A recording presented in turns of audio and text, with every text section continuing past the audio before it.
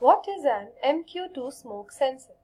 MQ-2 smoke sensor is sensitive to smoke and to following flammable gases like LPG, liquefied petroleum gas, butane, propane, methane, alcohol and hydrogen. The resistance of the sensor is different depending upon the type of gas. This is how a MQ-2 sensor looks.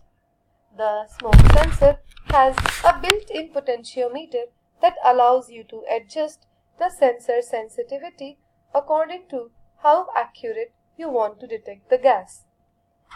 These are the pins that are to be made to the Arduino board.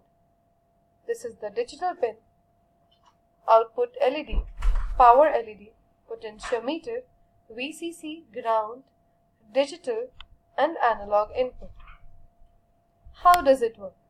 The voltage that the sensor outputs changes accordingly to the smoke or gas level that exists in the atmosphere. The sensor outputs a voltage that is proportional to the concentration of smoke or gas.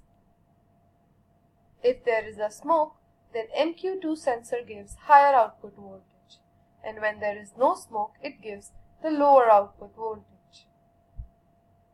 In other words, the relationship between voltage and gas concentration is the following. The more is the gas, the maximum will be the output voltage. The less is the gas concentration, the minimum will be output voltage. The output can be an analog signal that can be read with an analog input of the Arduino, or digital output that can be read with a digital pin of the Arduino. The pin wiring. These are the sensor pins that need to be wired to the Arduino pins. So before jumping into programming part, let's check whether we have assembled all the necessary hardware components.